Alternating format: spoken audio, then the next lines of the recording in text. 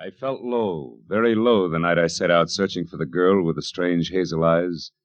The fog which hung over Los Angeles didn't help. And I felt even worse when I found her. For by then I had death on my hands.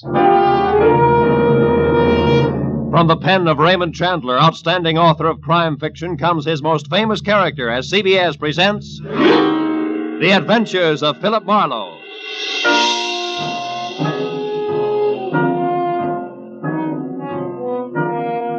And now, with Gerald Moore starred as Philip Marlowe, we bring you tonight's gripping story, The Persian Slippers.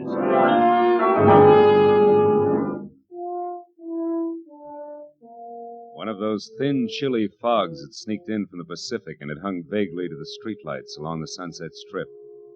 It was a kind of a fog that you could see through, but everything was out of focus.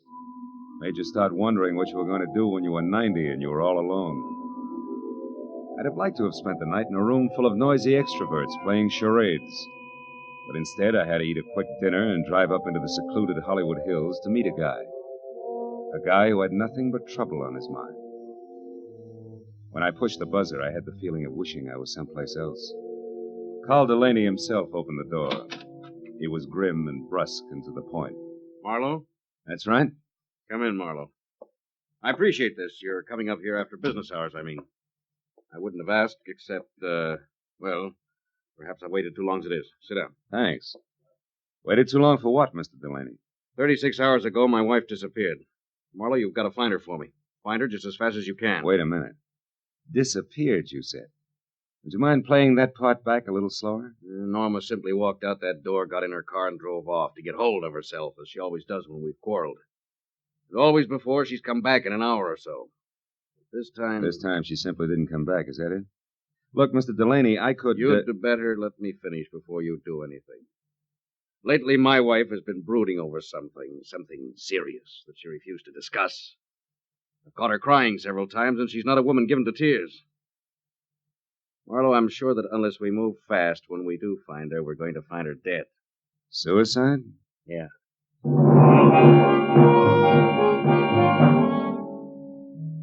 With his thick, blunt hand, Delaney reached for a color portrait lying face down on the table and gave it to me.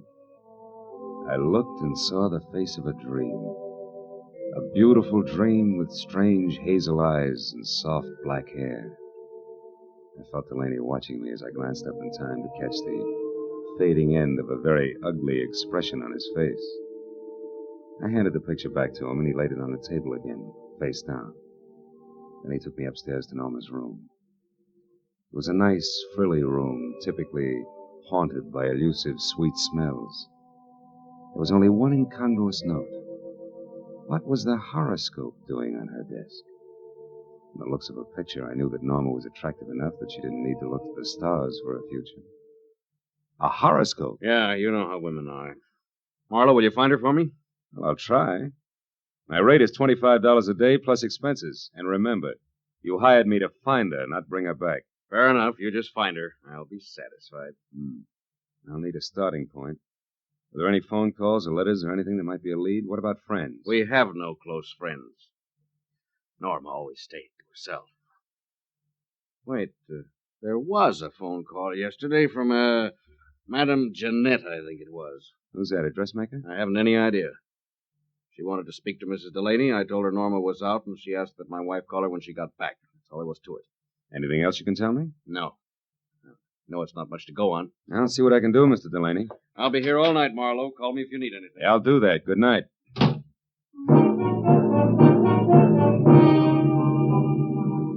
drove back through the persistent fog to Sunset Boulevard.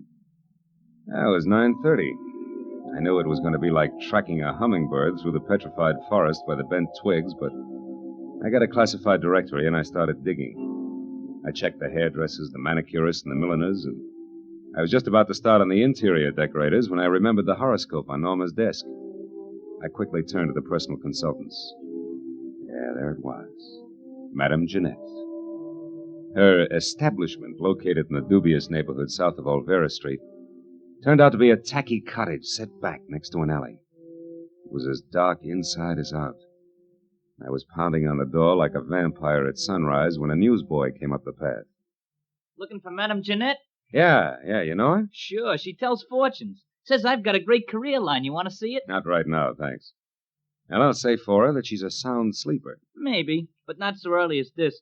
About this time, she's always hanging around that bar on the corner. Tonight, she's throwing a farewell party in there. Farewell party? Who for? Herself, she's leaving town. Oh, thanks a lot. Here, kid. Gee, a buck. My old man'll swear I've been shooting crap again.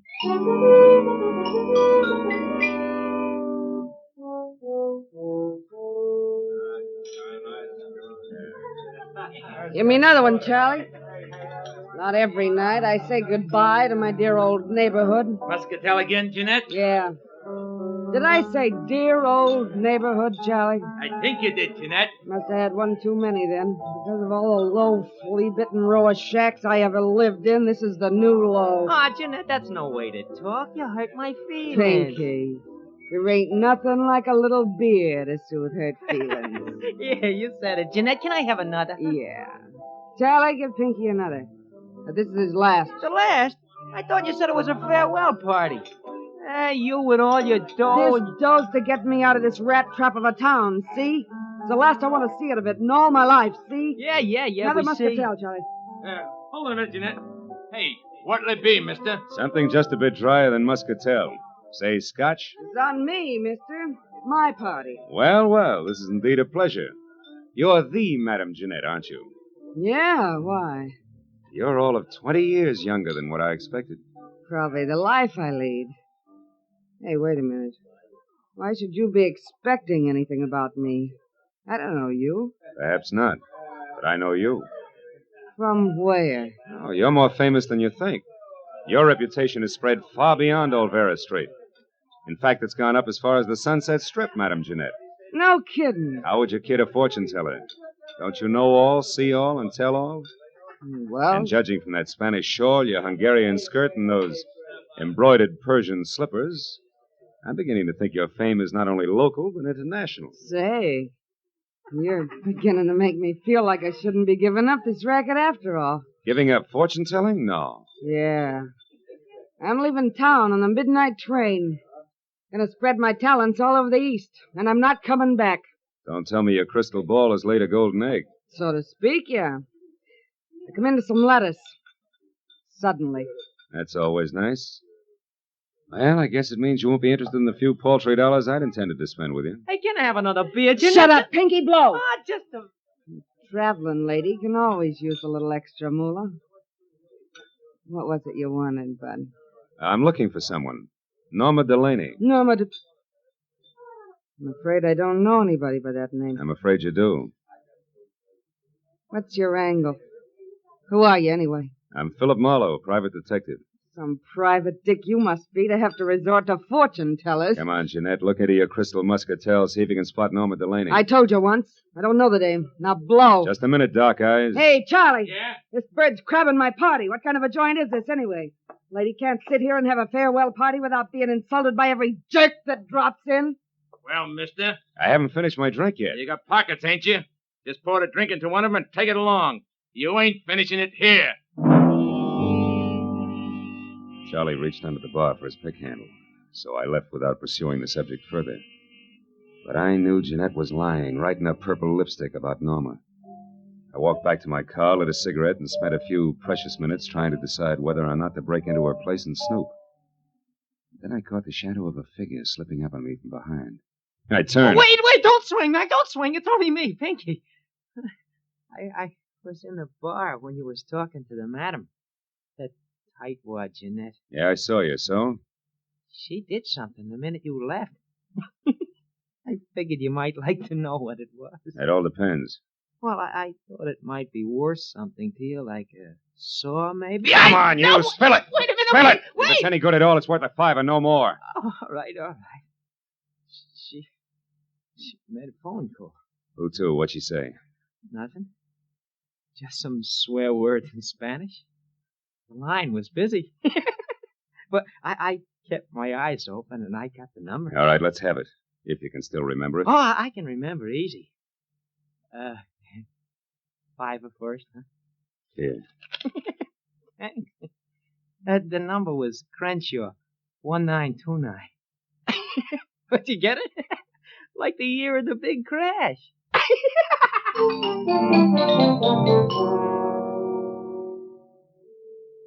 Thanks to the thirst of an underweight lush, I wasn't at the end of my rope yet. I drove as far as the nearest drugstore, dropped a nickel in the slot, and dialed. Crenshaw. The year of the big crash.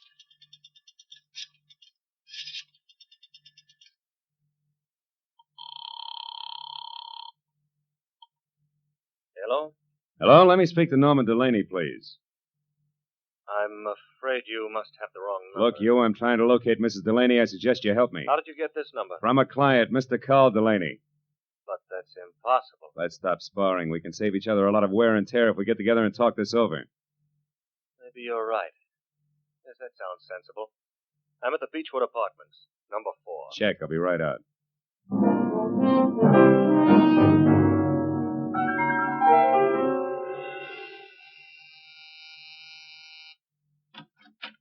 Mr. Pierre Gillum, it says here on the door. Yes. You the man who called? Uh-huh. Philip Marlowe. Come in, won't you? You said you were looking for Norma Delaney, Mr. Marlowe. Tell me, what's wrong? Has anything happened to her? Well, her husband seems to think she might have killed herself, but I have a hunch that you might have something interesting to say. Oh, poor kid. Poor Norma. Oh, tell you what I can, Marlowe, but it isn't much. Oh, I'm all ears, and I'll sit, thanks. I was in love with Norma once, briefly, a long time ago. She was a wonderful girl, but her husband was insanely jealous. Mm-hmm. Even though she hadn't loved him for years, he refused to give her up. He even threatened to kill her first. Oh? Norma and I realized that serious trouble lay ahead, so we parted. Good friends. And I haven't seen her or heard from her in months. I buy it all but the last line. You have seen or heard from her, and recently. I'm not going to argue that. I've told you the truth. You can take it or leave it. I leave it. Suppose we both put our cards on the table. You lied to me when you said Carl Delaney gave you my number. I know because Madame Jeanette called me shortly after you did. Touché. But why did she run to call you at the mention of Norma's name if you two broke up months ago? And incidentally, how did that ersatz oracle Jeanette get mixed up in this in the first place? That is a long story, Marlowe. Good, I like long stories. I'll bet it begins just for a lark. Norma and I went down to Olvera Street once to have our palms read. Yes, that's exactly how it started. Madame Jeanette was an unusual woman, a character, you might say. Uh-huh. Well, we became friendly with her. Norma got quite sentimental about her. One day we made a sort of pact. If ever either of us was in trouble and needed the other, we'd go to Madame Jeanette or get a message to her. She would notify the other. So when I walked in asking for Norma, the madam assumed she was in trouble. Right. Called me immediately because she herself was leaving town in less than an hour. I know. Well, Mr. Gillum, it's all very interesting, but it's getting me no place. Thanks. If I need you again... No, wait, Marlowe, don't go. Hmm? I know a lot of details about Norma that I'm sure will be helpful. For instance, she drives a Nash coupe, powder blue. Powder blue coupe, huh? Thanks, that'll help. Oh, and she has a fondness for white gloves. Wears them quite often. I see. Well, I better get moving. No, wait just a minute, Marlowe. I've got to go. Now, listen, Marlowe. I told you I was in a hurry. Now, take it easy. Stick around a while. Get away from that door. Look, just who do you think you are? Come busting in here, prying, asking questions, you dirty... Oh!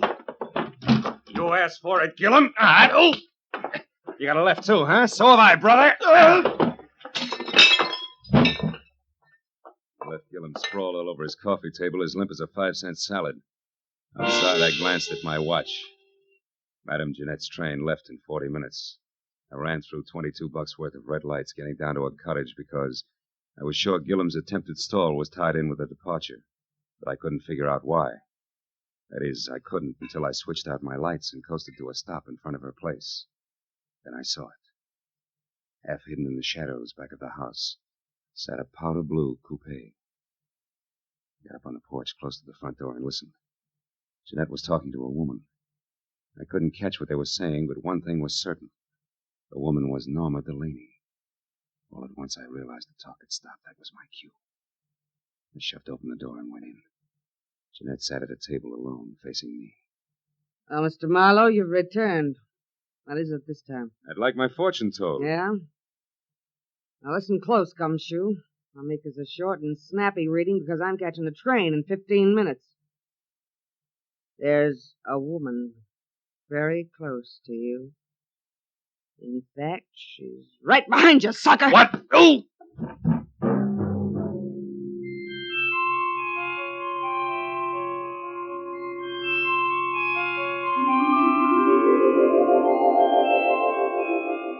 When I finally opened my eyes again, nothing changed. It took me a long time to figure out that the lights were off and it was dark. I climbed up the table leg, hand over hand, and switched on a lamp. Jeanette's house was absolutely quiet. I had caught a glimpse of a white glove holding what is known as a blunt instrument just before I dozed off. That reminded me what I was down here for. I wobbled through the kitchen and out the back door, but the powder blue coupe was gone. It was 12:15. My head and the fog both had gotten a little thicker, so I just stood there, useful like a ping-pong ball in a bowling alley. It was the sound of footsteps that finally moved me, and the newsboy was back. Well, how you again, mister? Did you ever get a hold of Madame Jeanette before she left? Yeah, but not tight enough. Say, a blue coupe left here a few minutes ago. Did you see it? Nope, I didn't. Gee, I'm sure sorry she went away. She gave me a buck tonight, too. Said she was coming into a fortune. You and your career Say, what's that down there, in those weeds? I don't know. It looks like some kind of a shoe. Yeah, it is a shoe. Here, see? What do you know? A Persian slipper. I took the slipper along as a souvenir for my scrapbook and walked back to my car, trying to fit Norma Delaney's lovely hazel eyes in with that crack on the skull. But I couldn't. Between throbs of my headache, I figured Pierre Gillum would know why Norma had dropped in on the madam so close to train time. I decided to go back and ask him. Gillum was as reliable as a two-headed quarter and just as tricky. So when I got to his apartment, I pushed the buzzer, stepped back, and braced myself. There was no fight left in him. He opened the door in his robe, fingered the mouse I had given him, and grinned. Oh? So you found your way out by yourself. Uh-huh. Say, Gillum, what was so important about Norma seeing Madame Jeanette just before her train left? I don't know. You knew enough to try to keep me here, to delay me. Why? Oh, Marlowe, I did that for old time's sake, for an old friend. Jeanette asked me to hold you here until midnight, and I tried my best. Obviously wasn't good enough. Well, that's all I know about it. I see your phone is off the hook. Do you know that? Yeah, I took it off. It's given me nothing but trouble tonight. I hereby wash my hands of this whole business. I'm going to bed. And I hope to sleep. Good night.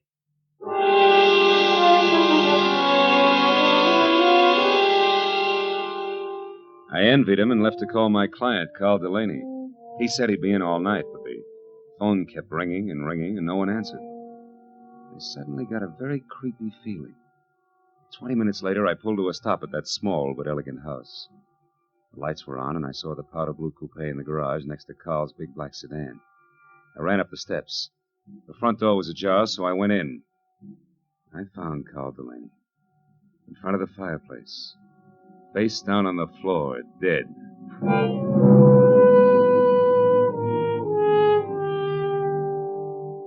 There was a handbag on a chair. I opened it. Compact, cigarettes, and a key to room 340 in the Bradford Arms Hotel. No identification. That color portrait of Norma was standing up on the table this time. And those searching hazel eyes seemed to follow me all the way to the telephone.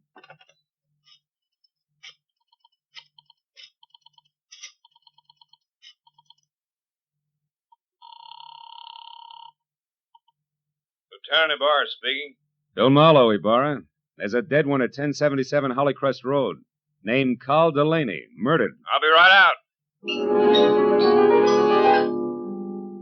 I hung up the phone, and then the hair on my neck crawled as I heard the unmistakable sound of a woman's heels on the floor upstairs. I ducked behind a door as the heels clicked down the steps. And then she entered the room.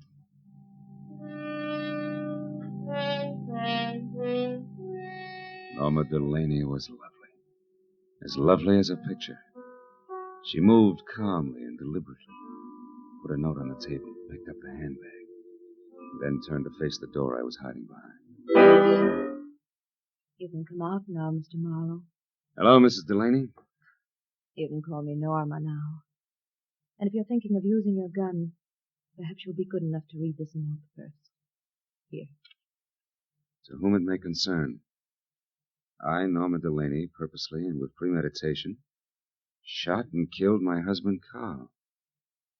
It is beyond me to express how deeply I hated him, and since I must pay for this and cannot endure a public spectacle, I shall take my own life within the next few minutes.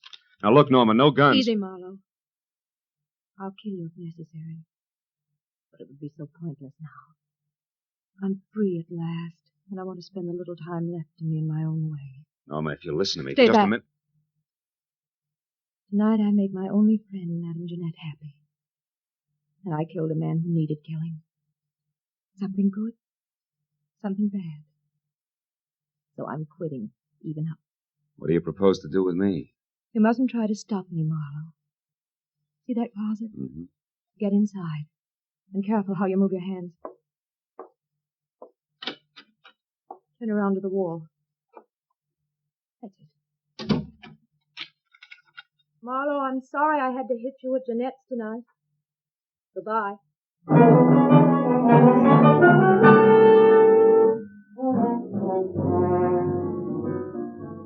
It took 3 shots to smash the lock on that closet door. I heard her driving away just as I got it open.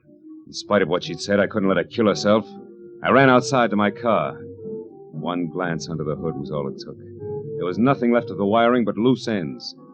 I ran into the street and a miracle happened. The first time in my life, a taxi in Los Angeles when I wanted it.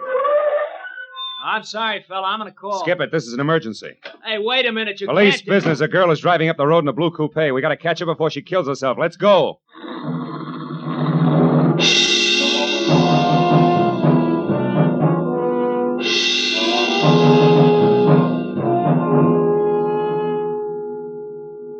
Think I saw taillights just then. Yeah? Can't you go any faster? Not on these curves, brother. I got a wife and kids. Okay, fella. We'll be at the top of the hill when we can get around the next bend.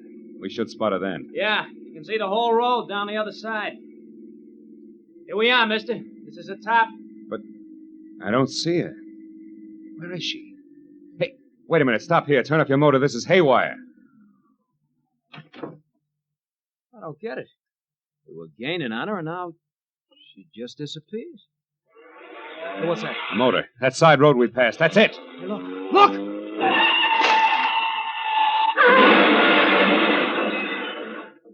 Holy smoke.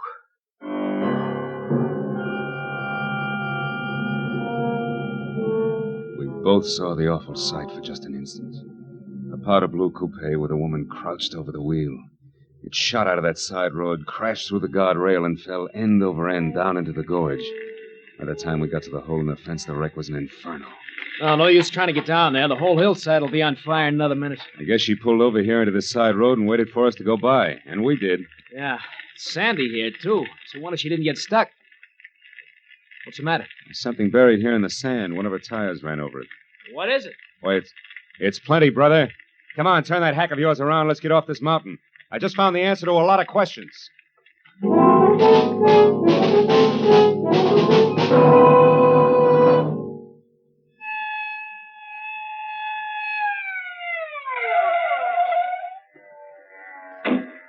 That you, Marlowe? Yeah, Lieutenant. We found the body and the wife's suicide note. Then one of the boys spotted that fire up on the hill. What is it? Car went off the road. An accident?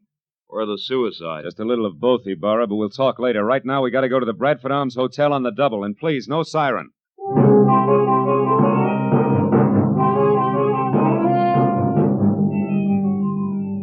The Bradford Arms was a 3-story walk-up. When we got there, Ibarra stationed one man in front, sent another to cover the back, and we started up the stairs.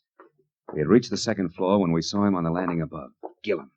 He spotted us at the same time and turned back fast. There, Marlowe. Who's that? That's our boy, Ibarra. Pierre Gillum. Let's go. There he goes. He's heading for the fire escape. Second Lieutenant, he's all yours. I got business the other way.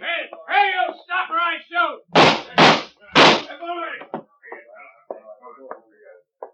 Room 336, 38, 340. It's all over now. You better drop the gun. Please, it's been neat so far. Don't mess it up. Come on, beautiful. Drop it. It's better. Well, Marlowe, I got him. I had to wing him to bring him down, but here he is. And the lady must be... Yes, Lieutenant. The lady is Norma Delaney. The girl who wanted to kill her jealous husband and then commit suicide, but didn't want to die doing it. So she used someone else's body, Madame Jeanette's, which was a logical choice because Jeanette was blackmailing her. Thus, two vultures with one stone, leaving two lovebirds free to fly away together. Right, Norma? Didn't you give Madame Jeanette money so she'd leave town and tell everybody she was going away? Yes, I did. That way the body wouldn't be missed, huh? Yeah. Isn't it pretty? Oh, lay off, Marlowe, can't you? Okay, Gillum, okay. Nellie Barr, I've got a sour taste in my mouth. I think I'll go home and goggle. Anything else you need? No, I guess not, Phil. I've had all that's necessary. Wait.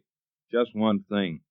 How'd you get inside this setup? How do you find out it was the dead Madame Jeanette who went over the cliff instead of the very much alive Mrs. Delaney here? Well, Jeanette had on a pair of Persian slippers, Lieutenant. One fell off down at her cottage where Norma murdered her and put her in the trunk of the car. The other one fell off in the sand of that side road when she took Jeanette out of the trunk and propped her up behind the wheel. It was lucky, Burra. Just dumb luck.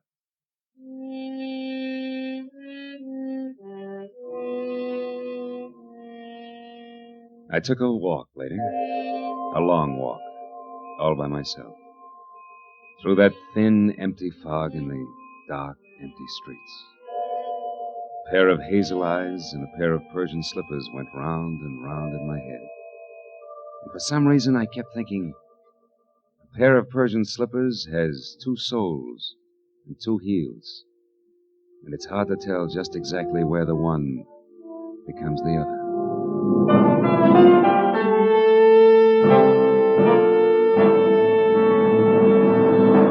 The Adventures of Philip Marlowe, created by Raymond Chandler, stars Gerald Moore and is produced and directed by Norman MacDonald. In tonight's story, The Persian Slippers, Virginia Gregg was heard as Madame Jeanette, with Larry Dobkin as Pierre Gillum and Louis Van Rooten as Carl Delaney.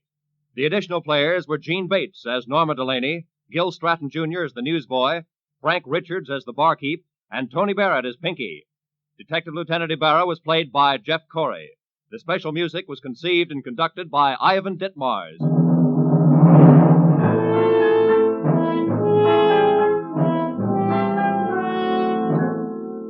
Be sure to be with us again next week at the same time when Philip Marlowe says... Sounded good, real good. A weekend at Malibu, expenses paid with a cash bonus thrown in. But that was before I knew about the henchman, the redhead, and the corpse. These three and a white Panama hat ruined it all for me.